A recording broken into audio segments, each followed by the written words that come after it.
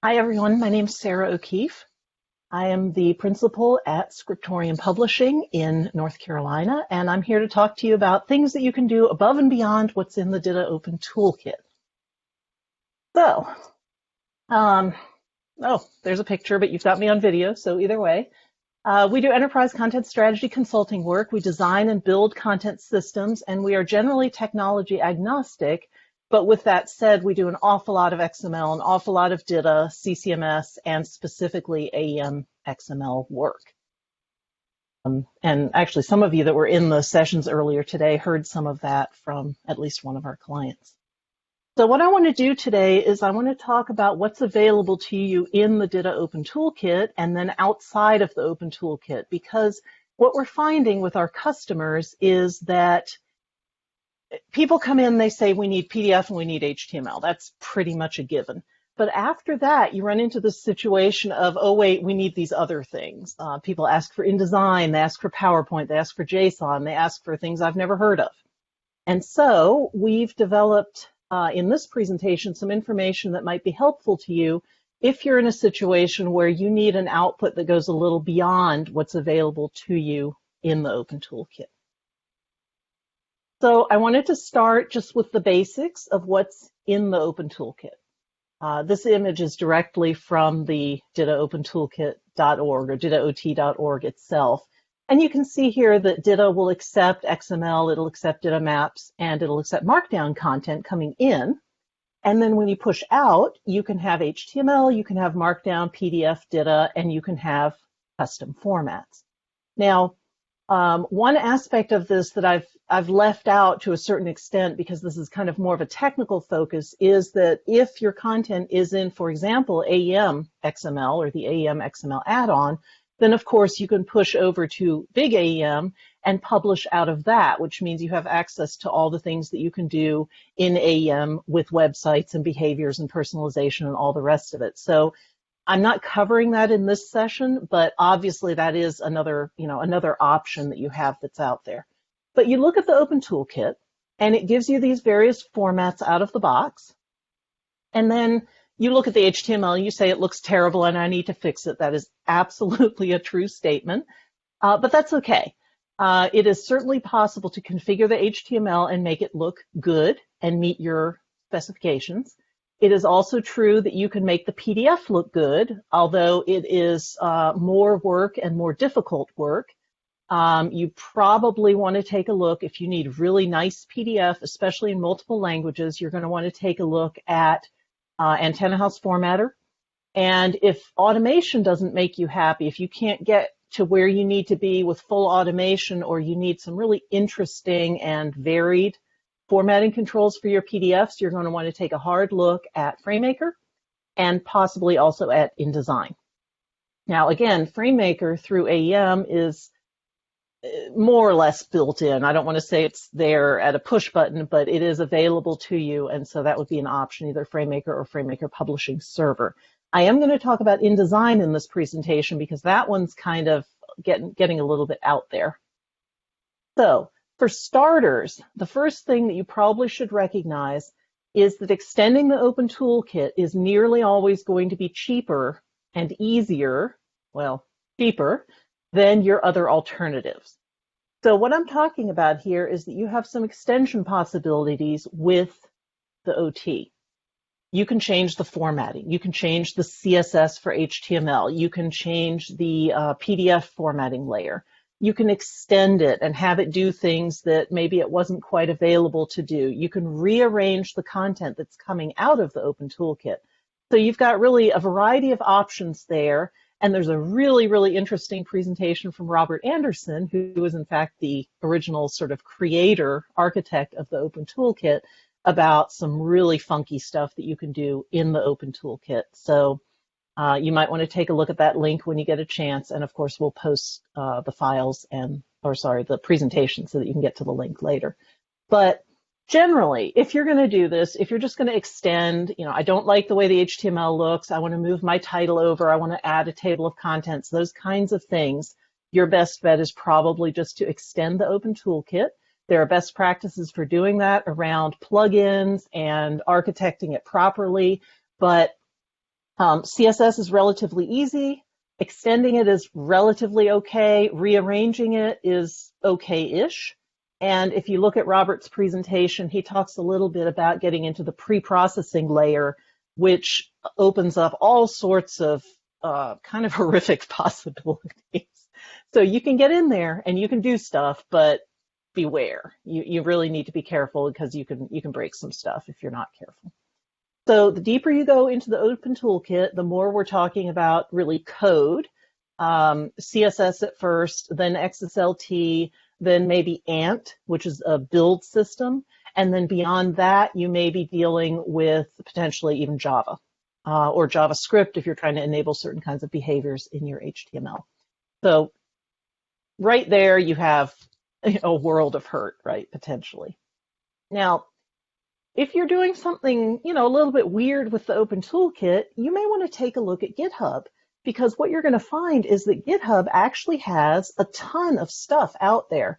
There are something like 1,000 repositories on GitHub that respond to the keyword of DITA, which, given that it's GitHub, probably is not DITA von Teese, but actually, in fact, DITA XML. So there's a ton of stuff out there. Some of these are maintained better than others. Some of them have fallen into disarray. It's open source. You don't know quite what you're going to get. But I would definitely take a look there, see what's available, see if it's well supported. Now, in this session, in addition to not talking so much about the, outside the technical stuff, I'm also not getting into who is doing the work, right? So in a lot of cases here, I'm talking about a situation where you're going to have somebody who can do some coding, who is a developer, who can write XSLT or do some other weird kinds of things. So if that's a concern for you, then you're probably constrained more by what's available out of the box or what you can do inside the tools in a reasonable manner. So keep that in mind. I'm talking here about theoretical possibilities given talented people on your staff or available to you as consultants. So you may be in a situation where you need something that is really and truly just out there. This, by the way, is the Butterfly Nebula, which I have no idea where it is, but it is really cool looking. So you need something that really nobody has done before, right? And you're not finding anything in GitHub, and you talk to your friends, and your friends all said, don't do it. And now you're faced with this question of how am I going to put this together? So I wanted to talk about some of the more common versions of the out there stuff. And the first one I wanted to mention is SCORM. So SCORM, I always forget what it stands for, but it's something like Shared Content Object Reusable Module, and it is a package of learning content. When you talk about an e-learning module, you can typically wrap that up in SCORM and move it, at least in theory, from place to place. SCORM under the covers is basically HTML, and then it's got a wrapper, it's got some manifest file, it's got some other things going on. But what we've run into with SCORM, which is hugely frustrating, is that just because you created a SCORM compliant package doesn't mean that your LMS, your learning management system, is actually going to accept it. What we found is that you have to actually test it against a specific LMS and figure out specifically what does that LMS accept or not accept. What parts of SCORM is it actually willing to take, and what parts will it, blow up on when you try to import the package. So you build out SCORM, that's great, and then you have to test it against specifically the LMS that you're trying to get it into. We've also had some interesting challenges with assessments, test content, that kind of thing, and with interactive content. So when you start talking about animations or videos that you want to embed, that kind of thing, it gets a little weird. If you're interested in looking at learning and training content and kind of what an example of that would look like, again, if you go to GitHub and look for the DITA training project, there's a pile of learning and training content out there that actually drives the learningdita.com site. So you can see it on learningdita.com in a published, configured, operational kind of model, and you can go look at the source code if you like on GitHub, and it is under Apache license. So if you wanted to take it and reuse it and do things with it, you could. All right, so SCORM is a little strange. We've had a lot of people ask about it. Ultimately, in most cases, the biggest obstacle that we face with SCORM is not, in fact, SCORM, but rather the cultural problems that we have around moving learning content into a structured environment. And I'm going to touch on that a little more later when I get into PowerPoint, our friend. All right, so InDesign. InDesign is probably the most common thing that people ask us for that's weird. So least weird or most weird, but somewhat weird, but very common. InDesign itself has its own XML language. There's both IDML and ICML. IDML is a full rendition of the actual InDesign file. So if you take an InDesign file and save it to IDML and then open the IDML file back in InDesign, you will get your file fully formatted in whatever you were just doing. As you might expect, IDML is brutally complicated, right? Because it includes language, XML language, to encapsulate every single possible thing that you can do on an XML page. There's also ICML, which is in-copy markup language. In-copy markup language really just has the text of your document along with the paragraph styles, character styles, tables, and images, which is a lot, actually, but it doesn't include the formatting specifications. So we have IDML and ICML. I'll come back to that. There are several commercial solutions for InDesign, DITA to InDesign publishing. And if you have a need here for really, really nice looking print output, you may want to take a look at those. So you can take your DITA content, you can target InDesign, and you can do that either by doing some custom DITA Open Toolkit work, which I'm going to talk about, or by picking up one of the solutions, one of the commercial solutions that are out there. And what makes the most sense there is really going to depend on your requirements, your volume, your throughput, your budget. But I want to be really clear about this one. We get a lot of requests for InDesign, and in many cases, the people who want to do InDesign do not really have a use case for it. And what I mean by that is that they can produce perfectly good, fully automated PDF that looks reasonable out of either the OT or maybe FrameMaker. They don't need that fine-grained level of page control that InDesign will give you. They're producing technical documents. If you are a textbook publisher or somebody who gets paid money for the books that you produce, then you may want to take a look at an InDesign workflow. If you are producing, 300 data sheets a month, I would strongly suggest that you go look at something that is not InDesign, because I very much doubt that you actually need it. With that, I'm sure somebody will email me and give me a use case that blows up my assertions, but that's fine, and I will look forward to seeing it. All right, so this is the big picture. We are working through DITA Open Toolkit InDesign Workflow. Now, keep in mind that the Open Toolkit does not, in fact, have InDesign support built in. There is an open source add-on that you can get that does some InDesign work, and again, there are a couple of commercial solutions to this.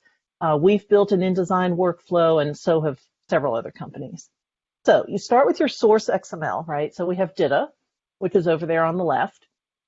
And what you're going to do is you're going to process that to produce preferably ICML, the slightly dumbed down version. And then you're going to take an InDesign template where you've predefined all of your paragraph styles and character styles, table styles, and all the rest of it. And you're going to place your InDesign XML into that InDesign template. And what you're going to get is a fully formatted or 98% formatted InDesign file. I shouldn't say fully formatted, because if it's fully formatted, this turns into kind of a why bother exercise. You're going to have it 90%, 95, 98% formatted, at which point you take your InDesign file and you go through and you do that those fine-grained fixes. You do some page balancing, you move some stuff around, maybe you kern something to make it fit a little better. You do that work, which is why you're in InDesign in the first place. So over here on the left side, the source XML is only content, right? This is your DITA content. It has references to your images. It has the tables, but what it doesn't have is formatting. You're then going to use an Open Toolkit plugin or a style sheet to create ICML, which is the same thing. It has the content and it has some information about styles, like apply this style here, that kind of thing. It would be fair to say that the ICML is a lot flatter than DITA. So instead of having a paragraph with a nested list and then another nested list, which tells you it's a second level list, those are going to be paragraph, paragraph, paragraph, paragraph, but you apply something like a list level 2 style, and you do that in the transform. So you tell it what the style is, but you haven't yet said anything about where the formatting lives for that style. That's in the InDesign template. Right? So you're going to have to do some work on the InDesign template to actually build out a very structured InDesign template. And I can tell you that this is basically anathema to InDesign people, right? We always ask for InDesign templates. We get them. They are not templates. They are like a collection of things that people have done in an InDesign file. So the first thing you typically have to do here is actually build out the InDesign template with styles, paragraph and character styles, table styles, object styles, and all the rest of it. Those of you who come from FrameMaker land are thinking but of course, what's the big deal? But basically think of it as a FrameMaker style template, but in InDesign. Once you do that, you can combine the content and the formatting, and you get your InDesign file, and you're in good shape. And then you take that forward into whatever your final workflow is. My advice here is to keep the formatting and the content separated as long as you possibly can. So we talk about in XML separation of content and formatting, but what we're talking about here is you're actually putting them back together, but try to do it as late as possible in the game. All right, so InDesign is fun and very, very expensive to do. I want to be clear about that. When you start talking about this kind of thing, it gets very pricey very fast. All right, our friend PowerPoint. This is probably the second most common thing people ask us for is, can we get DITA into PowerPoint? There are several DITA Open Toolkit open source transforms floating around for this. There are several that people have built that are commercial, or they've built them for a particular client. We have a couple of those. The problem with PowerPoint, I can get from DITA over to PowerPoint. That's fine. I mean, it's not fine and it's not fun, but it can be done. But the problem with PowerPoint is not actually a technical problem. The challenge that we run into with PowerPoint is that the people who use PowerPoint don't like templates, right? I mean, the whole point of PowerPoint is that you dump stuff on the page and you move it around and you do stuff like this, which, for the record, I'm in Keynote and not PowerPoint, but you can't do this, right? You can't do this in DITA. You can't just put sideways text across the page unless on the DITA side, on the back end, I have an output class called weird sideways text. And I have an output class called something like red text. And I've dropped a graphic on the back of here, and this image, this slide page doesn't have a whole lot in common with what I did with the others, which had kind of like a title and maybe some bullets. So what happens is, if you're going to do DITA into PowerPoint, what you're going to offer your PowerPoint users is 6 or 8 or maybe a dozen different slide layouts, and that's what they're going to get. So they're going to have to be very structured in how they create their slides. And that's a really, really challenging thing to ask somebody to do for presentation software. I mean, you know, here I am. I do a lot of XML, but you will not catch me building out presentations in DITA because I need that ability to move things around and be generally not structured on the page. So the really biggest challenge that we have with PowerPoint is a mismatch between what the PowerPoint users want to do and what DITA can offer them. And when I say they, I mean actually me.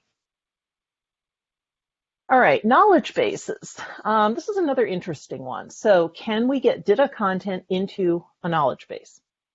The answer is basically yes.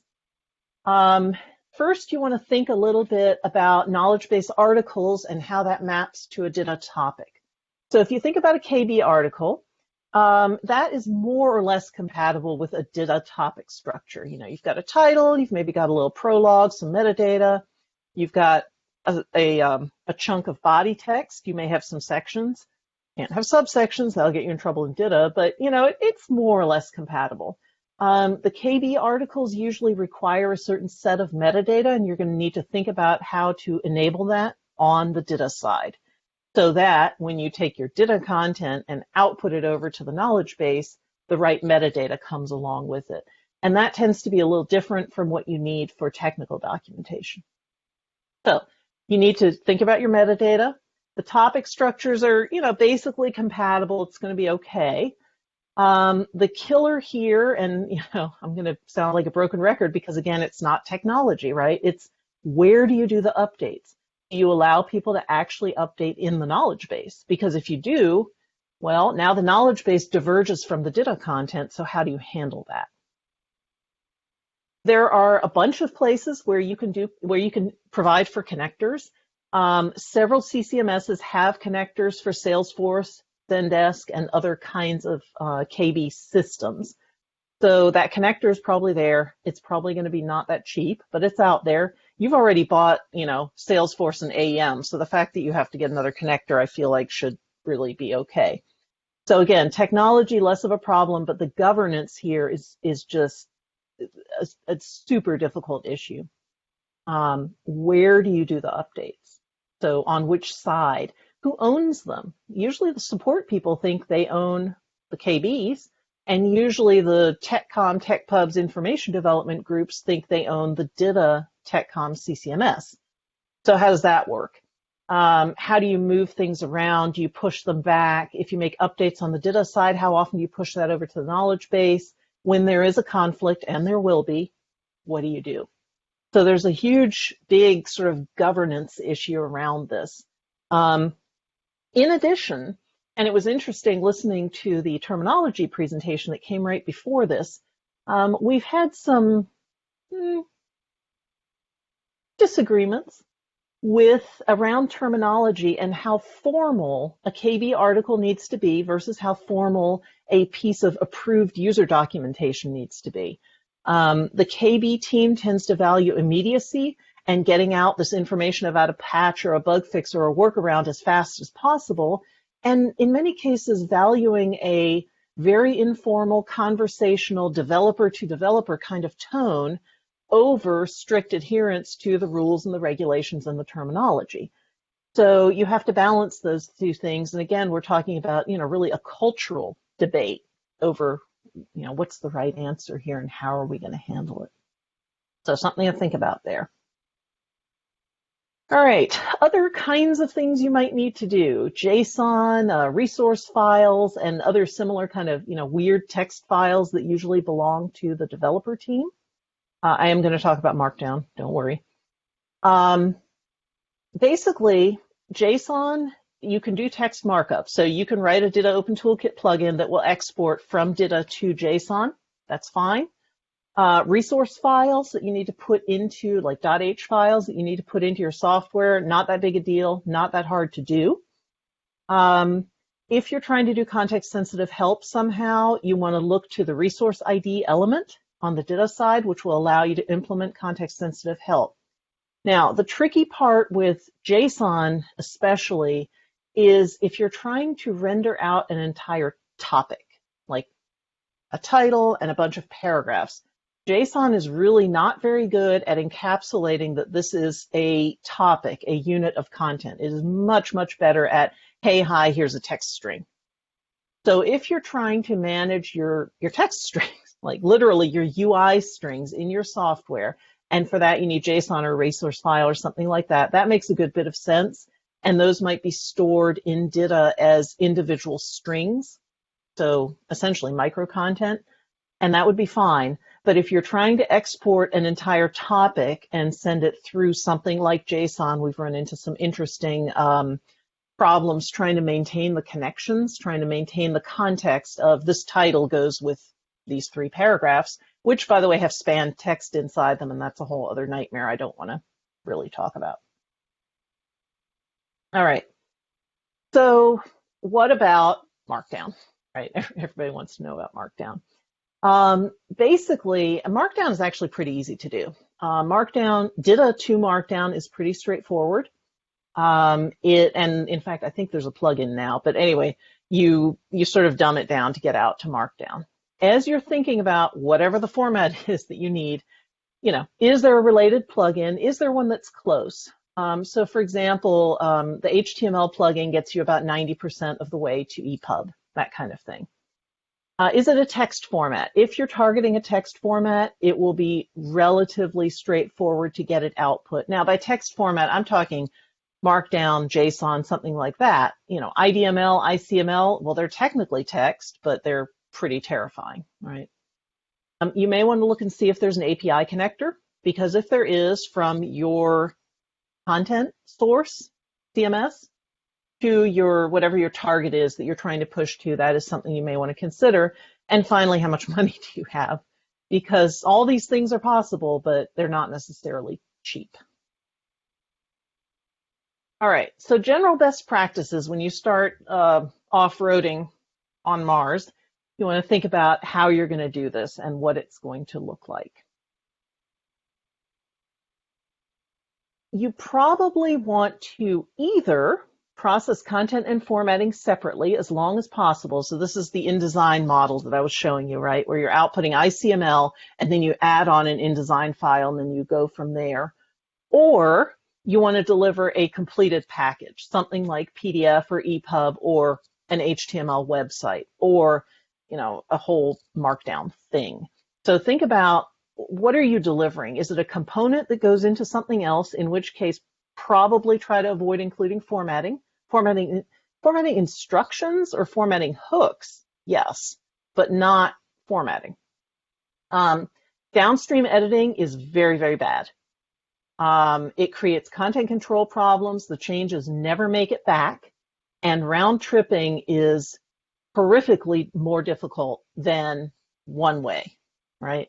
So a one-way trip from DITA source to the thing may be difficult, but it is far, far easier than then bringing that content back in. Bringing it back in and actually achieving that round trip is just don't do it. And I think you want to be very, very clear about the source, which is editable. You're allowed to edit, you're allowed to make changes, you're allowed to make updates. And the target, which is delivery only. Here, I am giving you this thing, you are going to post it on your website, you are not going to edit it. And you can see when I say that why you would run into big problems with like KB articles, right? Because those sort of by default are supposed to be editable. We can have a conversation about whether allowing people to comment on something or review it perhaps counts as being editable, but certainly it's going to add some complications. So downstream editing is not your friend. It is going to create divergence.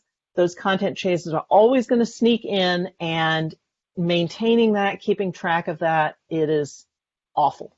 Okay, I cannot emphasize enough how bad this is. I don't think I'm allowed to use profanity. So what you may want to think about, though, is whether you can invert the problem that you're looking at. I've been talking but exclusively about you have DITA content and you need to push it downstream to somewhere. So the question I have is, can you use DITA as an endpoint instead of as a starting point, right? Can you, with KB articles, for example, you might say, you know what, author in the knowledge base, that's fine. Once a month, we're going to go through there. We're going to pull out the most relevant articles for the user docs. We're going to slurp them over into our DITA system. We're going to clean them up and extend them and basically add that content to the user doc. And then the user doc goes back out the door and that KB article gets probably retired, right, with a note that says refer to the user doc over here. So you might start thinking about not so much everything lives in DITA, but are there places where I can accept inbound content and solve my problem that way? And again, Markdown here is a really good example of this, right? If you have developers working in Markdown, you can take a look at having DITA as your output target, which means you pass it through DITA and then you perhaps generate it. If you're going to do something like this, if the Markdown in source control, in let's say some sort of Git or GitHub system, if they are editing that and making updates, then the same considerations apply. You probably shouldn't edit it in DITA, just use it as a pass-through. If you're careful and organized, you could pull in the Markdown content and put it side by side with the content that you've authored in DITA, and then mix those and then render them together into a PDF or HTML or wherever it's going to go. So that would be something to consider. Again, if you can, I would avoid round tripping it because it's just not fun at all. So think about whether this content inversion might be an option for you, whether that would be something that you could potentially make work. Okay, and with that, I have left myself looks like about 14 minutes for questions. I did want to mention learningdita.com if any of you are new to DITA. There's free online DITA training out there that we built. And if you want to know more about us, we're at scriptorium.com. And with that, I'm going to try and turn some things off and see if I can get to the chat. Well, we'll wish me luck. Facilitate while you get that done. So. Awesome. Thank you, Sarah. So the chat was quite active. There was a lot of chatter going on. in the chat. Oh, the chat. More or less gossip with Bill, myself, and a few other folks. That sounds like trouble. The demise of the type industry. But yeah, so ICML isn't something that I had worked with specifically. So I was clarifying with Bill that that is effectively it's the XML of a specific flow within design. Is that fairly accurate? I think so. Yeah, because with like, I'll go with that. Yeah, no, that sounds right. I've looked at it and I've spent some time with it, but one of my colleagues, Jake Campbell, is the one who really knows it inside out and upside down. So yeah, just doesn't have to describe the page geometry and the specific flows or the specific frames that things are flowing into. And it says, hey, I have a paragraph style. Exactly. But it doesn't say what that paragraph style is. It doesn't define it. Yep. Excellent. Stefan, did you have a specific question that you noted that you wanted to point out? He says, no, it's like 2 o'clock in the morning. You can take care of this one. He's done. No. I mean, you said we're missing, the Adobe team is probably not missing the 24-hour travel days, Matt, in the chat. Yeah. So, Stefan's wasn't much different. What do you want? 2 o'clock is still fine. On conferences, we hang out like that as well. So, no, but there was an interesting point that you made about IDML. And before that, there was, what was the name? INX, I think. Yes. It was the predecessor of IDML, and INX was actually really complicated. That was a really messy file format. While it was valid XML, it was really difficult to work with it, and that's why Adobe at one point changed that and introduced IDML. And I would not necessarily agree that IDML is so complicated. I mean, of course, it's a big format, and as you said, it covers a lot. But Stefan will build your IDML for you. Yeah. Stefan is your IDML and text ad guy. I've digged through IDML a lot in the last 10 years, or what it was. So, and I think it's pretty organized. It's a pretty organized format. We love IDML. We charge lots to do IDML. So, of course, it needs experts to work with it, but it's well documented and works pretty fine. And of course, you can transform IDML content also to DITA. That's what we do in XML documentation for Adobe Experience Manager, where we have an IDML import filter. And you can import IDML files. You go back from IDML into DITA? Yes, you can do that. Okay, really? And yeah. Did you charge by the hour? No, it's an automated process. I mean, of course, depending on how the InDesign file is structured and how the content is built, it might need redactional work, rewriting, and so on to fit into data structures. But in theory, it's possible.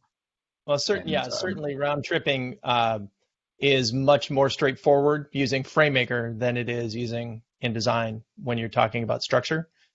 In my experience, it makes for an amazing publishing platform. And the point I was making in the chat was that the typographic engine inside of InDesign is just phenomenal. Oh, it's gorgeous. And so, yeah. You know, yeah, I mean, FrameMaker, of course, is an XML editor, so that's fine. Yeah, so that's they not edit really the content, but I'd InDesign as a publishing route in order to get the most picky, the most sophisticated typographic client, the people that would, have full-blown ad agencies doing 4-color ads to run in Architectural Digest. I mean, that level of customer where they're nitpicking every single character and its relation to all other characters. InDesign has a superior engine to do that than even the professional typesetters like Linotype and Veritype used to have. So, you can't argue that point. But going from the XML to InDesign, you weren't going to edit that content and then you weren't going to easily push that to InDesign, edit the content, and then draw that back into your source. Yeah, you say that. Seriously, I'll do it for you. I've seen everybody try everything. Let me at this point also give me a chance to use that opportunity here to point to Caleb Clauset, who is also in the chat here and active there, and made some comments about INX as well, completely valid one. And Caleb has a presentation tomorrow at the third day of Adobe DITA World, where we will talk about the integration between AEM and InDesign and how to publish DITA content to AEM. Don't tell too much about that in the chat now, please, Caleb. We will hear you tomorrow. But that will be a pretty interesting presentation for you guys as well. He's from Typefy, a company who's specialized in these things. Typify is one of the commercial solutions that I vaguely mentioned without giving a name. Right. Exactly. Sorry, Caleb. Yeah. One point, we did have June Hart was asking a question, and I'll confess I didn't hear the context of where you used it in your presentation, but June was asking why subsections might get you in trouble. So I had a speculation, but I figured I'd run that by you again. So if you have a DITA topic, and your topic has sections inside it, then at least exception. But in general, the sections cannot have nested sections inside them. So that's not going to work. Limitations to sections within sections. Yeah. Yeah. Now with DITA 1.3 and the div tag, you can move around it. Yeah. You can cheat. But that's the issue that you'd run into there. And certainly that comes with ramifications. When you're going to go and break those rules, you're going to, more things to deal with. But you can do it, but you can do anything. Yeah. All it takes is a check, right? The problem is sometimes it takes a really big check. Yes, indeed. All right. There's a question here. It looks like about somebody asked about the server and the plugin or just the server. If that's in the context of InDesign, I think the answer is probably it depends. You could, if you have low volume, you could create an InDesign plugin, render out the ICML and run it through like desktop InDesign, but it's likely that you're going to need the InDesign server for any sort of reasonable volumes, would be my guess, but I'm not sure that addresses the question. Now within copy, so I will confess I've not looked at the export options, but is an objective question, is ICML and export format available within desktop InDesign? Yeah. Oh. Okay. Just because I didn't know the answer to that question. So. Because the answer to the question of how did you figure out how ICML works is that we built content and saved it out to ICML and stared at it for a long time. So yes. Oh, that wasn't like light Saturday reading for you? Stefan thinks it's easy, so he's smarter than the rest of us. An expert is someone who's simply done everything possible and probably wrong. You can look at it, you can eyeball it. It takes a while to kind of get your bearings in it. Yeah. But it more or less makes sense eventually. Okay. Good deal. Good. Good. All right. As we are coming to the end, let me share